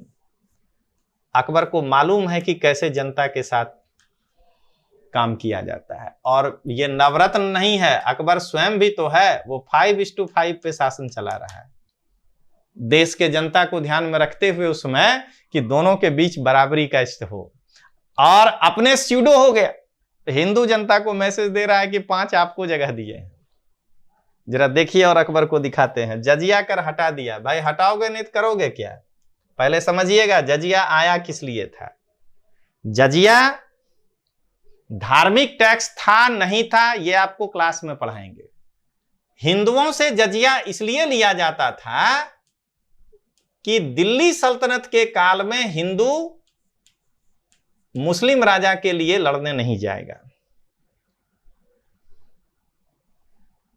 क्योंकि इस समय हिंदू मुस्लिमों के बीच खाई है। अभी नभी पृथ्वीराज चौहान जी को हराया है, कैसे कोई हिंदू खड़ा हो जाएगा? तो हिंदू लड़ने नहीं जा रहा है, तो दिल्ली सल्तनत यानी राज के ऊपर जो हमला हो रहा है, उस हमले में अगर आप जनता हैं हिंदू तो आपको भी साथ देना चाहिए, यह सुल्तान का कहना था। तो आप नहीं दे रहे हैं, इसके बदले में जो हमको एक्स्ट्रा सैनिक रखना पड़ रहा है, तो आप उसके बदले में टैक्स दीजिए। यह था जजिया का मूल कंसेप्ट। अब बताइए कि अकबर के समय में मान सिंह सेनापति भी बनेगा और जजिया भी देगा, यह कैसे होगा भाई? तो चूंकि अकबर के काल में हिंदू प्रशासन में अपनी भूमिका अदा करने लगा, सैनिक के रूप में जाने लगा, तो अकबर को नैतिक हक ही नहीं है कि वो जजिया ले सकता है, इसलिए उसने जजिया कर को हटा दिया। और इस टैक्स को, अकबर चालाक है, इस टैक्स को भरपाई करने के लिए उसने कहा 10 साला प्रणाली, 10 साल का एवरेज निकाल के सबसे ज्यादा टैक्स लगा दिया आपको, और वो अपना जो है मैनेज कर लिया। जमीन को मापने के लिए नया लेके आ गया, कहा गजे सिकंदरी नहीं गजे इलाही, वो अपना माप ले लिया, 42 अंगुल को 40 कर दिया। बताइए 2 अंगुल जमीन यदि आपका कम पड़ जाए नाप में, तो आपके पास 3 बीघा जमीन था, अकबर के काल में वो हो गया 3 बीघा 5 कट्ठा। 5 कट्ठा का भरिएगा ना एक्स्ट्रा जो है टैक्स। अकबर ऐसे करके छोटे छोटे चीजों को छोड़ के हिंदू को, जनता को कहिए, एक बड़ा टैक्स के रूप में निकाला और बाकी चीजों को छोड़ दिया। कहा तीर्थ यात्रा कर समाप्त। अरे भाई तीर्थ यात्रा कर से टैक्स ही कितना आता था? वो तो प्रताड़ित करने के लिए लगाया गया था, उस सब को मैनेज कर लिया अकबर। तो आपको जब पढ़ाएंगे तो देखिएगा इस तरह से। अब बाकी अगर बोलना शुरू करें इस पे, अभी जहांगीर औरंगजेब और इन सब पे, तो पूरा दिन बीत जाएगा।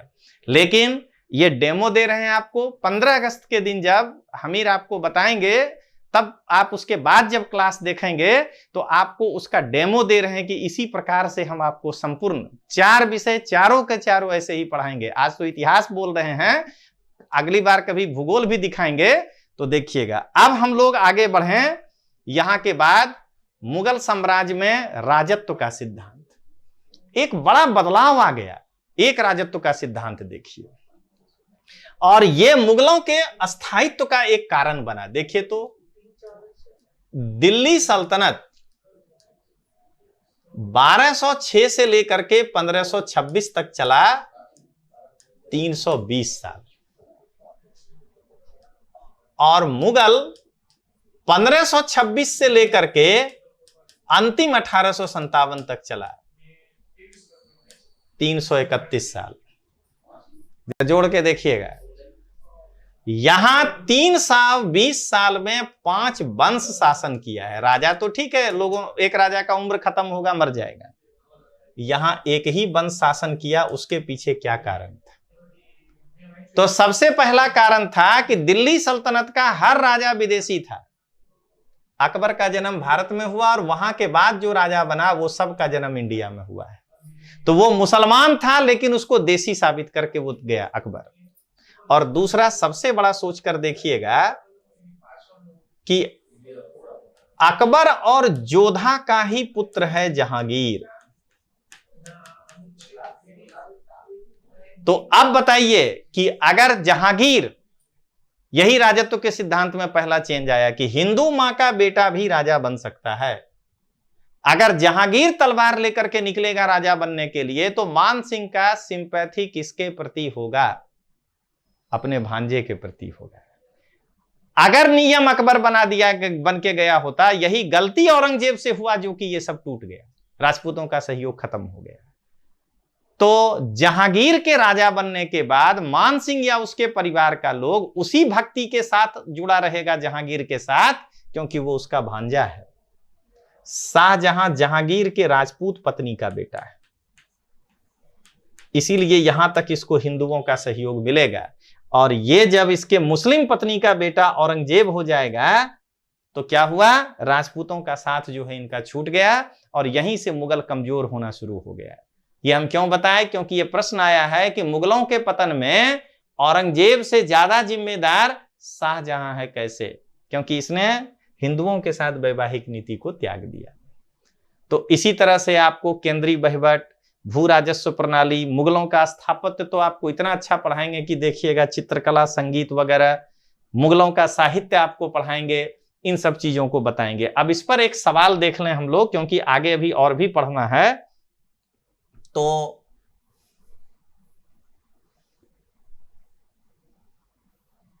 देखिए, अब जरा सवाल देखें हम लोग।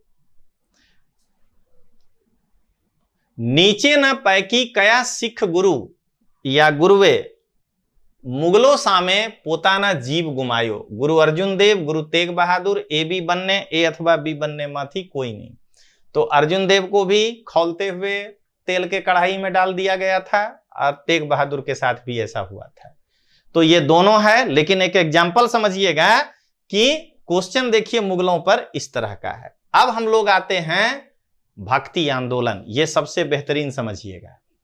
भक्ति आंदोलन दक्षिण भारत में पहले शुरू हुआ। शंकराचार्य, रामानुजाचार्य, मध्वाचार्य, निम्बार्क और वल्लभाचार्य, इनके बारे में बताएंगे। वहां से ये उत्तर भारत में आया। रामानंद को कहते हैं उत्तर दक्षिण का केंद्र, वो कौन है? कड़ी है। रामानंद से तुलसीदास, तुलसीदास से सूरदास, मीराबाई, शंकरदेव, हित हरिवंश गोस्वामी, चैतन्य महाप्रभु, ये पढ़ेंगे उत्तर भारत में। अब उत्तर भारत में कुछ लोग ऐसे हुए जो एक ही देवता को माने। कबीरदास एकेश्वरवाद, नानक एकेश्वरवाद, रैदास, दादू दयाल, जगजीवन दास। और महाराष्ट्र में भी कुछ ऐसे हुए जैसे संत ज्ञानदेव, नामदेव, एकनाथ, तुकाराम, रामदास समर्थ। इनका बहुत बड़ा प्रभाव पड़ा है शिवाजी के ऊपर। तो शिवाजी जब पढ़िएगा तो एक सवाल आएगा कि मराठा शक्ति के उत्थान में महाराष्ट्र का भूगोल, शिवाजी और महाराष्ट्र के संतों का योगदान था कैसे मराठा एकीकरण में। इसको यहां से पढ़ना है। तो ये एक एक करके आपको इनके बारे में हम बताएंगे। और उसके बाद देखिए कैसा क्वेश्चन है। कबीर आध्यात्मवादी ज्ञानी कबीनी साथों साथ क्रांतिकारी समाज सुधारक हता। नीचे ना पैकी कई पंक्तियों आ बाबत दर्शावे छे। पत्थर पूजे हरि मिले तो मैं पूजूं पहाड़, जल में कुंभ कुंभ में जल है बाहर भीतर पानी। ये पढ़ाएंगे तब बहुत मजा आएगा। दरअसल जब कबीरदास जी से कहा हिंदू संप्रदाय के लोग कि आप भगवान की पूजा करते हैं, तो कहे कि पत्थर यहां गलत लिख दिया है, पाहन पूजे हरि मिले तो मैं पूजूं पहाड़, कि पत्थर की पूजा करने से यदि भगवान मिले तो पहाड़ की पूजा करो ना, वो और बड़ा है। ताते तो चक्की भली, उससे तो चक्की अच्छा है, पीस खाए संसार, कि कम से कम उससे पीस के भोजन तो करते हो। तो ये कबीरदास ने हिंदू धर्म पर कहा। लेकिन ध्यान रखिएगा, क्रांतिकारी थे ये, मुस्लिम के भी ऊपर कहे। जब इनसे मुस्लिम कहा कि अरे ये तो हिंदुओं के विरोध में बोल गए, जब गया तो इन्होंने कहा काकर पाथर जोड़ के मस्जिद लियो बनाए, ईंट पर ईंट जोड़कर आपने मस्जिद बना लिए, ता चढ़ी मुल्ला बांग दे, ऊपर से आप जो है लाउड स्पीकर से आप जो बोलते हैं, तो क्या बहरो हुआ खुदा? जब खुदा कनकन में है तो जोर से बोलने की क्या आवश्यकता है? तो इसीलिए कहते हैं कि ये क्रांतिकारी समाज सुधारक थे। इनके बारे में आपको पढ़ाएंगे, आपको बहुत मजा आएगा। तो देखिएगा, उसके बाद देखिए भक्ति आंदोलन पर सवाल कि भारत में थयेला भक्ति आंदोलनों विषय नीचे आपेला विधानो साचा छे। भक्ति चलवल की शुरुआत 7वीं सदी में दक्षिण भारत में थई। अब ये तो बताए पहले कि दक्षिण भारत में हुई थी, ये तो डेमो में बता रहे हैं आपको।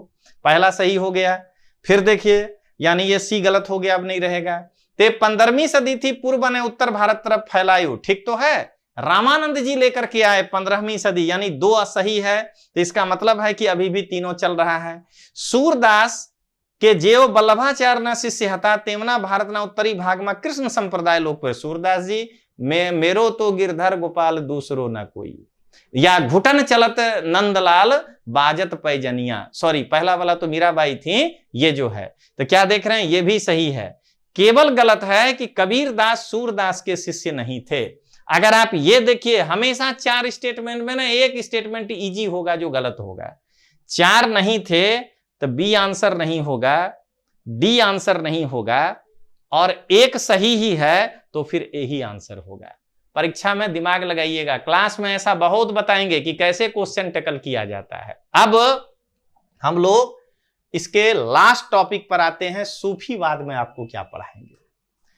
सबसे पहले ये इनके बारे में बताएंगे कि वस्ल किसको कहते हैं, खानका किसको कहते हैं, दरगाह किसको कहते हैं, सिलसिला किसको कहते हैं, खलीफा किसको।